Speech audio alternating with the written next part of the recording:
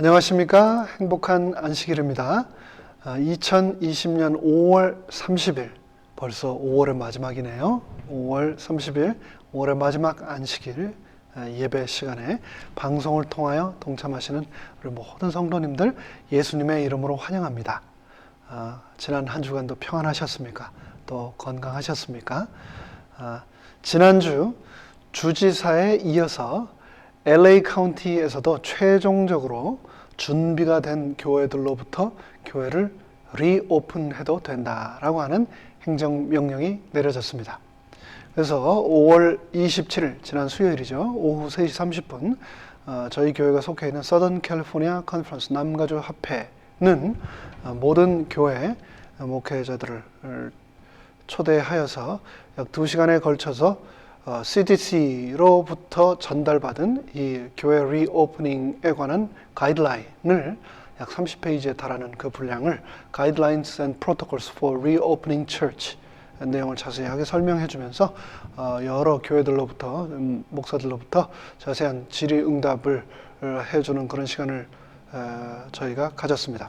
그리고 그날 저녁, 지난 수요일 저녁 7시에 우리 수석장로님께서 긴급 장로회를 소집하셔서 의논한 후에 이번 안식일 오후, 오늘 오후에 직원회를 소집하고 교회를 철저히 방역하고 준비를 한 후에 6월 첫 안식일부터 단계적으로 교회를 오픈하기로 의논을 하셨습니다. 단계적이라 하면 아마도 다른 예배, 금요일 저녁 예배나 안식일 학교, 또 교과 공부 이런 예배들이겠죠. 다른 예배들은 온라인이나 다른 방식으로 대체를 하고 최소한 이제 안식일 오전 11시에 대의 예배만, 그것도 본당이 아닌 잔디밭에서 파틀락 없이 또 찬양대 없이 드리는 그런 방식이 되지 않을까 싶습니다. 오늘 오후에 직원회를 통해서 구체적으로 의논된 내용들을 우리 수석장로님께서 공지해 주시겠습니다. 지난 3개월, 특별히 4월, 5월 2달 동안에 릴레이 기도에 동참하신 우리 성도님들께 진심으로 감사를 드립니다. 반가운 얼굴을 직접 대면하며 예배를 드릴 수 있도록 인도하신 하나님께 너무나 감사드립니다. 네, 여러분, 꼭 한 가지 우리가 기억해야 할 것이 있습니다. 1918년 스페인 독감으로 유럽에서 300만 명이 죽었죠. 굉장한 숫자입니다. 지금 이 숫자보다도 훨씬 더하는 엄청난 숫자죠. 300만 명이 죽었는데 죽고 나서 이제는 이 스페인 독감이 다 끝났다라고 하고 나서 리오프닝을 했죠. 사회를 다시 개방했죠. 그런데 그렇게 300만이 죽고 나서 사회를 리오픈하고 나서 독감이 재발해가지고, 그러니까 세컨드 웨이브 재발해가지고 300만 명의 10배에 이르는 3천만 명이 죽게 되었던 그 역사를 우리가 잘 알고 있습니다. 지금은 어느 때보다도 코비드-19의 확산 속도가 가파르게 올라가는 시점입니다. 미국 50개 주가 전부 다 오픈을 했는데 여전히 그 중에 3분의 1에 해당되는 주에서 감염자의 속도가 증가세에 있고 그 중에 가장 가파르게 늘고 있는 곳 중에 하나가 바로 이곳 캘리포니아 또 LA 카운티라는 것을 기억하십시오. 교회를 개방할지라도 스페인 독감의 교훈을 기억하며 만반의 준비를 다 하고 예배에 임할 때도 철저히 가이드라인을 준수하여서 옛날의 비극이 재현되지 않도록 해야 하겠습니다. 교회를 리오픈했는데 만약에 저희 교회에서 감염자나 확진자 혹은 사망자가 나온다면 정말 이것은 저희 교회에 엄청난 재난이 될 것입니다. 그렇기 때문에 정말 조심해야 하겠습니다. 그렇기 때문에 교회를 이 오픈하는 것도 또 하지 않는 것도 정말 쉽지 않은 결정입니다. 하지만 우리가 이 중요한 시점 꼭 실천해야 될 것이 하나 있습니다. 올해는 각자 다 사정이 다르고 건강의 상태도 다릅니다. 어떤 분들은 그런 사정 때문에 교회를 우리가 오픈할지라도 바로 출석하기가 어려운 분들이 분명히 계십니다. 그런 분들에게 교회를 바로 출석하지 않는다고 믿음이 부족하다고 비난해서는 결코 안 됩니다. 우리가 그분들의 개인적인 사정을 그분들 당사자만큼 알 수가 없잖아요. 그렇기 때문에 우리는 그분들을 이해하며 그분들을 위해서 기도하는 것, 그것이 우리의 도리 아니겠습니까? 그리고 교회에 출석하는 분들을 향하여 아직 출석하지 않는 분들도 결코 비난을 또 하셔서는 안 됩니다. 보건적, 위생적 상식이 부족하다, 경솔하다, 때가 어느 때인데 교회를 열어 교회와 사회를 더 위험에 노출시키는 어리석은 행동이다 라고 그렇게 막 비판하시면 절대 안 됩니다. 그런 위험을 감수하고서라도 교회를 찾아야만 하는 그분들의 영적인 필요를 존중하십시오. 또 교회 리더십이 CDC와 카운티 보건당국에서 제시하는 안전수칙을 충실히 잘 지킬 수 있도록 지원해 주십시오. 출석하시는 분들이 교회에서 안전하게 예배를 잘 드릴 수 있도록 교회와 성도들을 위하여 기도해 주십시오.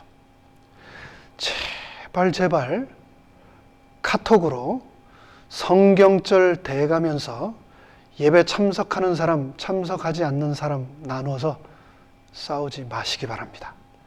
이런 일들이 제가 다른 교회에서 있었고 그걸 제가 봤기 때문에 염려돼서 드리는 말입니다. 저희 교회에서는 이런 일이 일어나지 않기를 바라고 또 믿습니다. 기도가 부족할 때 하나님과 나 사이에 절대 고독의 시간이 부족할 때 나 자신을 돌아보지 못하게 되고 그러면 자꾸 내 중심으로 세상을 바라보고 상대의 결점이 자꾸 보이고 그것을 끄집어내게 된다는 것을 기억하십시오. 그런 부끄러운 일들을 우리 중에 그 누구도 하지 않게 되기를 간절히 바랍니다. 오늘은 지난 안식일에 이어서 요한복음 8장 28절로 40절을 본문으로 누구를 선택할 것인가 라는 제목으로 성령님의 임재하심을 이 시간 초대하겠습니다.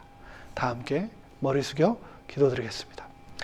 하늘에 계신 저희들의 아버지 하나님, 요한복음 18장을 통하여서 이곳에 등장하는 인물들을 통하여서 그리고 그들의 선택을 통하여서 이 시간 나는 내 인생에서 누구를 선택하여야 하는가 생각하도록 하겠습니다.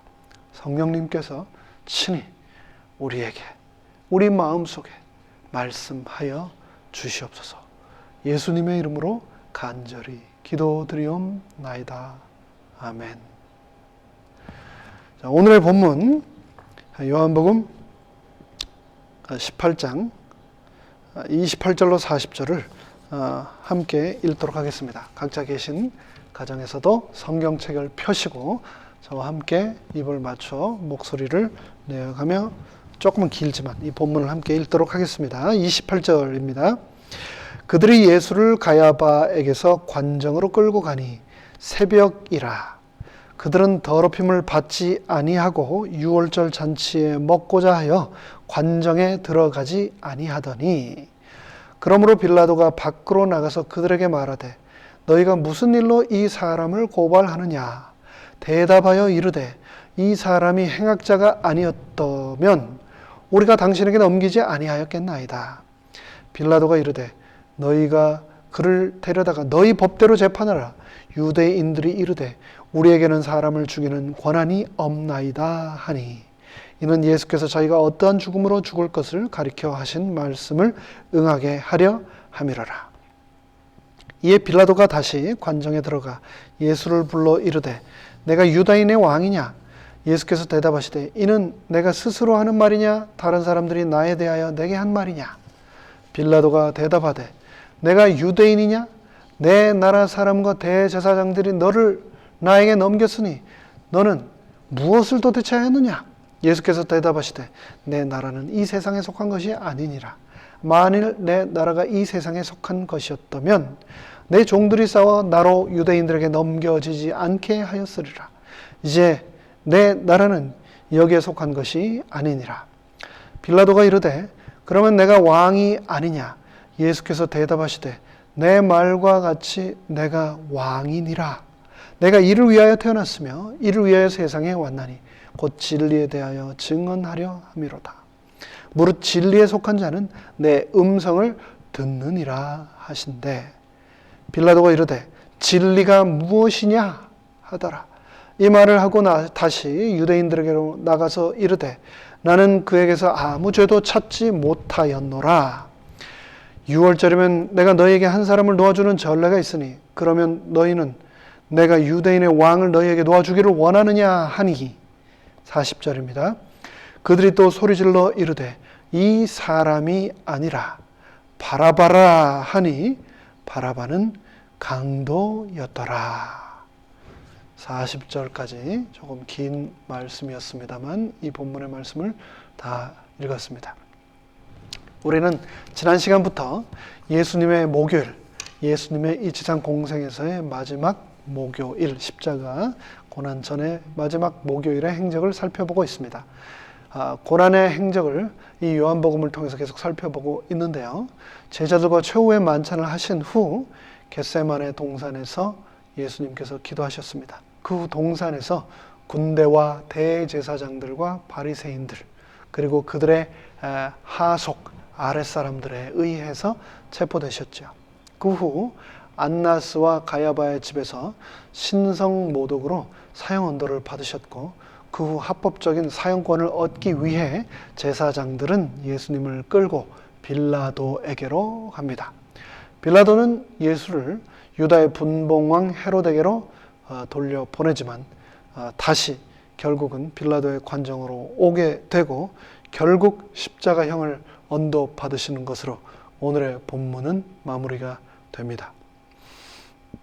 우리가 사복음서를 읽다 보면 헤롯이라고 하는 왕이 등장을 하는데 계속 등장합니다. 예수님이 태어날 때도 등장했고요. 침례 요한을 목베어 죽일 때도 헤롯이 있었고 또 예수님을 십자가 못 박아 죽일 때도 헤롯이 있었습니다. 도대체 헤롯은 누구이고 언제부터 언제까지 살았던 사람인가? 성경을 처음 읽는 분이라면 조금 헷갈릴 수 있겠지만 우리가 잘 아는 것처럼 금방 언급한 이 세 가지 사건은 모두 다 다른 헤롯에 의해 일어난 일이라는 것을 잘 알고 계실 겁니다. 먼저 예수님이 탄생하실 때 있었던 왕 헤롯은 흔히 우리가 부르기를 헤롯 대왕이라고 부릅니다. 그 사람은 유대인이 아니었죠. 에돔 이방 사람이었는데 그 유대 땅의 왕이 되었습니다. 그래서 이 유대인들에게 민심을 얻기 위해서 성전을 재건하였습니다. 그래서 예수님 당시에 있던 성전의 이름이 바로 이 헤롯 대왕의 이름을 따서 헤롯 성전이라고 우리가 부르지 않습니까? 근데 헤롯 대왕은 성전을 건축한 것뿐만 아니라 잔인하기로 아주 악명이 높은 사람이었죠.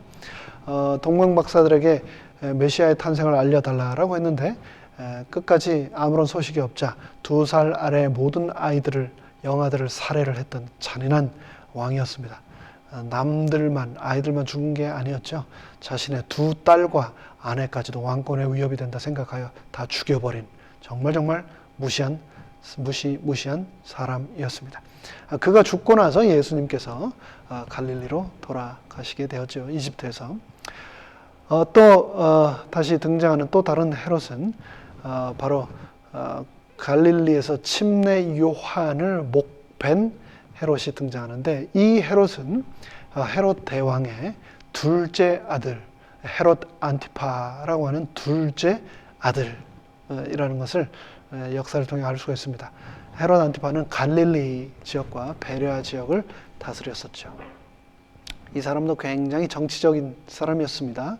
로마의 황제가 된 티베리우스 황제에게 자신의 충성심을 입증하기 위해서 갈릴리 호수 서쪽에다가 티베리우스라고 하는 도시를 아예 통째로 하나 만들어가지고 그 도시를 로마 황제 티베리우스에게 헌납을 바치죠. 그래가지고 디베리아라고 하는 도시가 갈릴리 호수의 서편에 하나 통째로 생기게 됩니다. 그래서 또 많은 사람들이 갈릴리 호수를 디베랴 호수, 디베랴 맑은 바다라고 부르게 되었는데, 그것은 유대인들에게 또 특별히 갈릴리인들에게는 아주 수치스러운 그런 이름 중에 하나였습니다. 신약 성경에서는 이 왕을, 이 헤롯 안티파를 분봉왕이라고 여러 번 표현하고 있습니다. 분봉왕 헤롯이라고 표현을 하고 있는데, 예수님은 이 분봉왕 헤롯을 여우라고 부르셨습니다. 예수님이 십자가 지시기 전에 이 헤롯에게서 신문을 받으셨죠. 그리고 또 등장하는 또 다른 헤롯은 헤롯 빌립이라고 하는 왕인데요.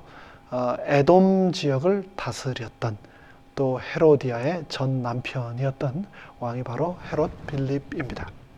그리고 또 다른 헤롯이 등장하는데, 또 다른 헤롯은 예루살렘을 포함한 유대 땅, 그리고 또 사마리아 땅을 통치했던 헤롯 아킬레오라고 하는 왕인데요.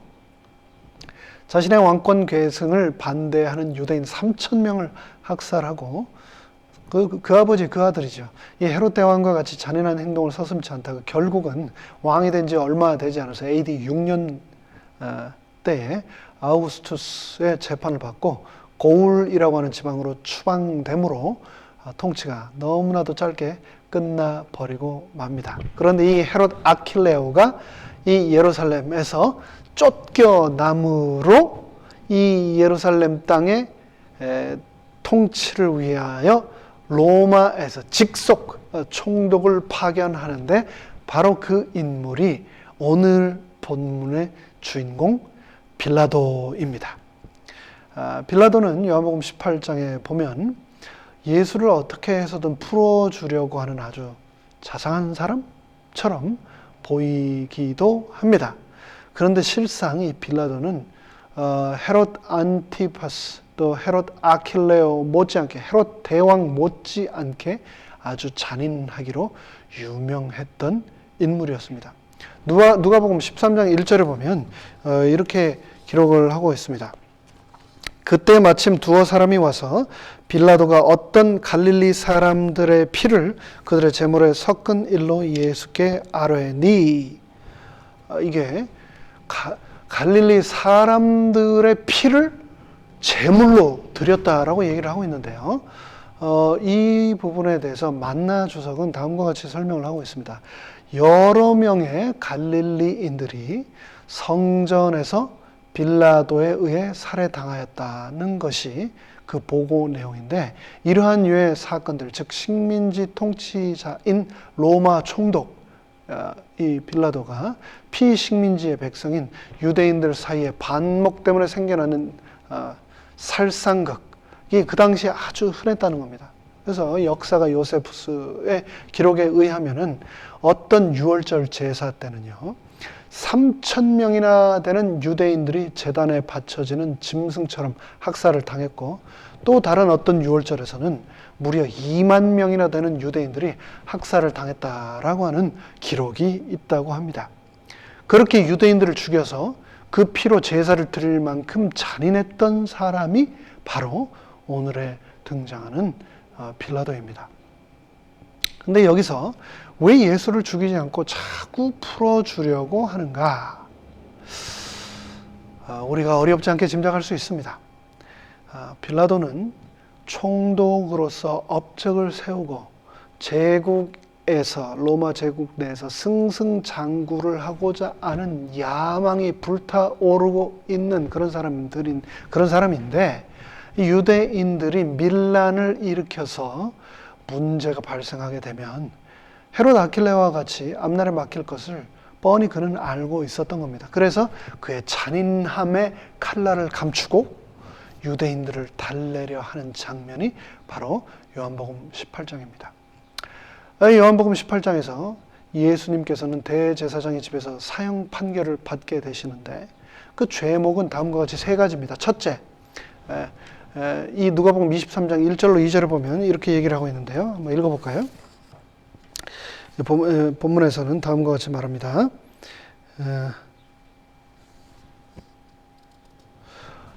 무리가 다 일어나 예수를 빌라도에게 끌고 가서 고발하여 이르되, 우리가 이 사람을 보매 우리 백성을 미혹하고 가이사에게 세금 바치는 것을 금하며 자칭 왕 그리스도라 하더이다. 이 세 가지 이제 죄목을 바치고 있는 거죠. 세 가지 죄목. 첫째, 백성을 미혹했다. 둘째, 황제에게 세금 바치는 것을 금했다. 그리고 셋째, 자칭 스스로 왕이라고 한다. 그리스도라고 한다. 근데 우리가 잘 아는 것처럼 이 세 가지는 전혀 근거가 없는 제사장들의 거짓말이라는 것을 잘 알 수 있습니다. 첫째, 예수님이 백성들을 미혹하셨습니까? 그것은 그들의 생각이었죠. 편견이었죠. 둘째, 예수님께서 황제에게 바치는 세금을 금했습니까? 아니죠. 예수님께서는 가이사의 것은 가이사에게, 하나님의 것은 하나님께 바치라고 도리어 세금을 잘 바치라고 제자들에게 가르치셨죠. 그리고 세 번째로 예수님이 스스로 자칭 왕이라고 주장을 하였다라고 하는데 그것도 사실이 아닙니다. 백성들이 예수님을 왕으로 세우려 하셨지만 예수님께서 거절하셨죠. 오늘의 본문 요한복음 18장의 중심 내용은 겟세마네 동산에서 붙잡히셔서 대제사장이었던 가야바에게 끌려가 신문을 받으신 예수님께서 그들에 의해 로마 총독 빌라도에게 넘겨져 그와 대면한 사건을 우리에게 전하고 있는데요. 29절은 다음과 같이 말합니다. 그러므로 빌라도가 밖으로 나가서 대제사장들 그들에게 말하되 너희가 무슨 일로 이 사람을 고발하느냐. 빌라도는 유대인들에게 너희가 무슨 일로 이 사람을 고발하려고 하느냐라고 물었습니다. 판결을 내려야 되는 총독의 입장에서는 당연한 질문이었겠죠. 그리고 31절에서는 너희가 그를 데려다가 너희 법대로 너희가 알아서 재판하라 라고까지 했습니다. 이것을 통해서 사실 빌라도는 처음부터 애초에 예수님을 재판할 의사가 전혀 없었다는 것을 우리는 알 수 있습니다. 그도 그럴 것이 빌라도는 예수님에게서 아무런 죄목을 발견하지 못했기 때문이었죠. 그래서 예수님을 석방하려고 했습니다. 그러기에 본문 38절과 9절에 보면 빌라도는 유대인들에게 나는 그에게서 아무 죄도 찾지 못하였노라. 6월절이면 한 사람씩 내가 특별 사면을 해주었었는데 내가 이 유대인의 왕, 너희가 데려온 이 유대왕을 내가 놓아주랴? 라고 묻기까지 한 겁니다. 그런데 유대인들은 그에게 예수님을 재판하고 또 사형에 처하라고 하는 압력을 넣고 있었던 겁니다. 본문 31절에 보면 유대인들은 빌라도에게 말하기를 우리에게 사람을 죽이는 권한이 없나이다. 그렇기 때문에 우리가 당신에게 왔습니다. 근데 이 말은 사실상 빌라도에게 예수를 죽일 수 있도록 사형 언도를 내려달라라고 주문하는 것이죠.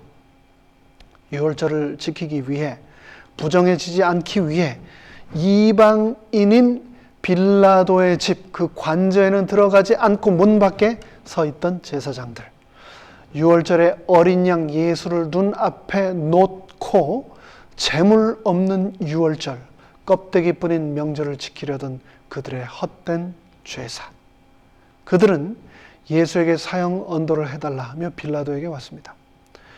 유대인들에게는 사형 언도권이 없었죠. 근데 사실 그럼에도 불구하고 그들이 사형을 집행했던 기록들이 많습니다. 대표적으로 그들이 유대인들이 스데반을 돌로 쳐서 죽였었던 기사는 우리가 잘 알고 있지 않습니까? 그럼에도 불구하고 예수를 돌로 그냥 쳐 죽일 수 있었을 텐데 그럼에도 불구하고 부득불 빌라도에게 온 이유는 예수를 그냥 돌로 쳐 죽이는 것으로는 그들의 성이 차지 않아서 그들이 할 수 있는 최고의 극형, 최고형, 십자가에 못 박아 죽이지 않고서는 그들의 분이 풀리지 않을 것 같아서 분풀이 하려고 떼거지로 몰려와 지금 빌라도를 압박하고 있는 겁니다. 비록 빌라도는 예수님에게서 아무 죄를 발견할 수 없었지만 유대인들의 요구를 들어주지 않으면 밀란이 날 것 같아서 예수님을 처형하지 않을 수 없는 그런 현실을 알고 있었습니다. 빌라도에게는 양심의 소리를 들을 수 있는 귀는 있었지만 양심의 명령을 따를 용기는 없었던 겁니다. 그는 죄 없는 유대인 한 사람의 생명을 끝까지 지키기 위해 자신의 정치 생명을 걸 만한 인물은 아니었던 겁니다.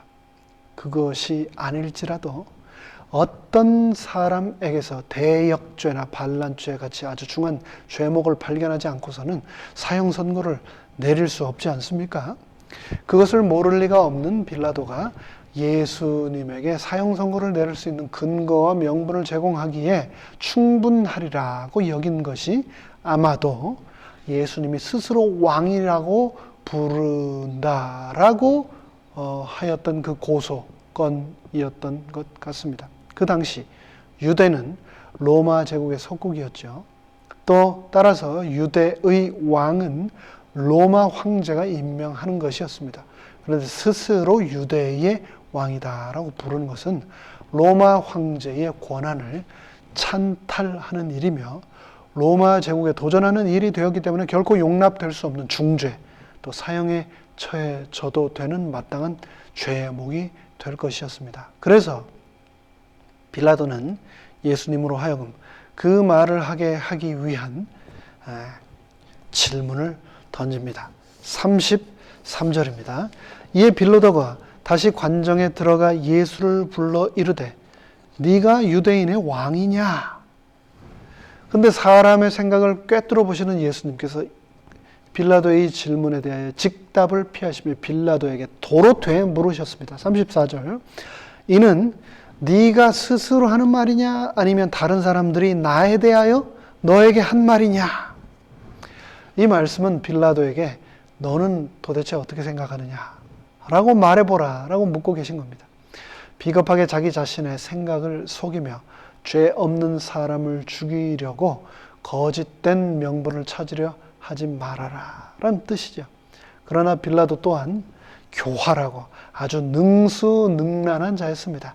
그는 이렇게 대답하며 다시 공을 예수님께로 돌려보냅니다. 35절. 네가 유대인이냐? 내가 유대인이냐? 너의 나라 사람들과 대제사장들이 너를 나에게 넘겼으니 너는 도대체 무슨 일을 한 거냐? 내가 유대인이냐라고 한 것은 나는 유대인이 아니기 때문에 유대인들이 자기들의 법을 가지고 죄인이다 아니다 싸우는데 끼어들기도 싫고 판단하기도 쉽지 않다라는 말입니다. 너의 나라 사람, 너희 유대인들끼리 너희 제사장들이 너를 나에게 넘겼으니 도대체 네가 무슨 일을 해서 여기까지 온 것이냐? 내 동족들의 고발 내용이 맞는지 틀린지 너 스스로 한번 답해보라 라고 빌라도가 하는 질문에 대하여 예수님께서는 36절에 다음과 같이 말씀하고 계십니다.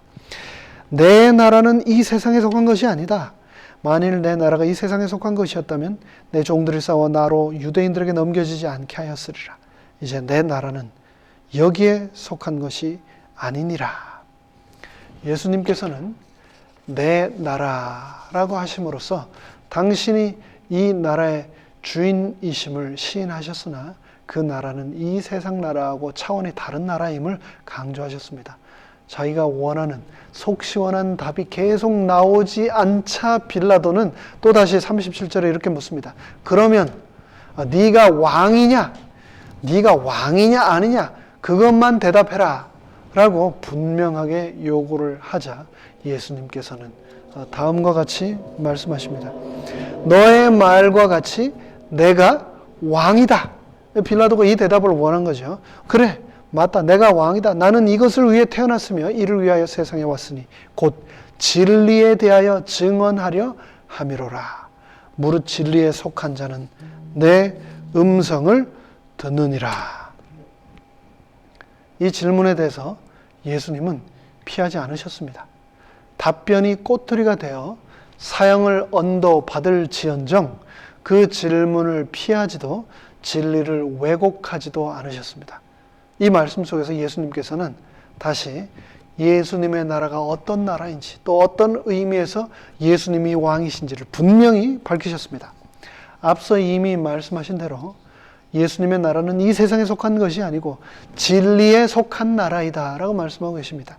그 진리를 전하고 증언할 주권자로서 나는 왕이다 라고 말씀하고 계신 겁니다. 당신의 나라는 세상 권력에 의해 다스려지는 나라가 아니고 진리이신 하나님에 의해 다스려지는 나라이다 라고 말하고 있는 겁니다. 당신은 하나님의 아들로서 아버지로부터 그 진리의 나라를 다스릴 권한을 부여받았다라고 말씀하고 계신 겁니다. 예수님은 이 하나님의 나라의 진리를 깨닫고 그 진리에 순종하는 하나님의 백성의 왕이시다라는 것이죠. 그런 의미에서 예수님은 유대인의 왕이시다라고 빌라도에게 말씀하고 계신 겁니다. 빌라도도 예수님이 왕이긴 왕이시지만 이 세상에 속한 나라의 왕이 아니고 진리의 나라의 왕이시라는 대답에 그만 할 말을 잃어버리고 말았습니다. 그리고 네가 말하는 진리가 도대체 무엇이냐라는 말을 내뱉습니다. 빌라도가 정말로 진리가 궁금했을 거예요. 본문에서 빌라도는 분명히 예수님께 질문하고 있지요. 진리가 무엇이냐? 그런데 만약 빌라도가 정말 진리가 궁금했다면 그런 질문을 예수님에게 던지고 최소한 뭐라고 대답하는지 듣기 위해 기다리는 신용이라도 했을 것입니다. 빌라도의 이 질문, 진리가 무엇이냐? 이 질문을 그의 어감을 살려서 요즘 말로 다시 표현을 하자면 아마도 진리가 밥 먹여주냐? 너 지금 죽을지 말지 모르는 판에 너 자신 변호하고 살 길을 궁리해야지. 그놈의 진리 타령이냐? 진리 타령이나 하고 있냐? 에라, 난 모르겠다. 그러면서 그 즉시 그 자리를 떠나 유대인들에게 가서 나는 그에게서 아무 죄도 찾지 못했노라 라고 하며 그의 손을 닦아버린 겁니다. 빌라도가 굳이 왕위를 사칭했다는 죄목을 예수에게 걸고 넘어지려면 얼마든지 걸고 넘어질 수 있었을 대답이었습니다. 저는 맥락을 무시하고 앞뒤 설명을 다 잘라버린 채 예수가 스스로를 왕이라고 했다라고 말하면 부인할 수 없는 사실이 될 수 있는 아주 위험한 발언을 예수님께서 하신 겁니다. 왜 그러셨을까요? 십자가에 달려 죽으심으로써 세상의 죄를 지고 가실 사명을 완수하시기 위해 예수님께서는 정면 돌파하신 것입니다. 유다가 배신할 것을 미리 알고 계셨고 그에게 내가 하는 일을 속히 행하라 라고 말씀하셨던 것처럼 빌라도에게도 그가 할 일을 수행할 명분을 만들어 주신 겁니다. 이렇게 예수님께서는 당신의 가실 길을 피하지 않으시고 우회하지 않으시고 곧바로 걸어가셨습니다. 예수 그리스도는 하나님의 아들이시고 그분 나라의 왕이시라는 것을 빌라도 앞에 선포하신 겁니다. 마태복음 27장 24절에서 또 다음과 같이 말합니다. 빌라도가 아무 성과도 없이 도리어 밀란이 나려는 것을 보고 물을 가져다가 무리 앞에서 손을 씻으며 이르되 이 사람의 피에 대하여 나는 무죄하니 너희가 당하라. 빌라도는 성과 중심의 사람이었습니다. 허영심이 가득 찼던 사람이었죠. 사람의 평가에 목을 맸던 사람입니다. 사람이 얼마가 죽던 간에 무죄한 사람이 죽던 말던 간에 나는 사람들의 평가가 중요하고 그 성과를 중심으로 나는 더 앞으로 승승장구하리라. 그것이 바로 빌라도였습니다. 결국 그는 사람들의 평가를 선택함으로 하나님으로부터 영원히 버림받게 됩니다. 사람들의 평가 중요합니까? 사람들에게 칭찬과 존경받는 것 중요합니까? 중요합니다. 하늘 우러러 부끄럼 없이 살아야 하고 함께 살아가는 사람들에게 욕먹을 일을 하면서 살아서는 결코 안 됩니다. 맞습니다. 그렇지만 그렇다고 사람들의 평가에 목을 매며 하나님 두려운 줄 모르고 하늘을 망각하면서 살아가면 빌라도와 같은 마지막을 맞게 될 것입니다.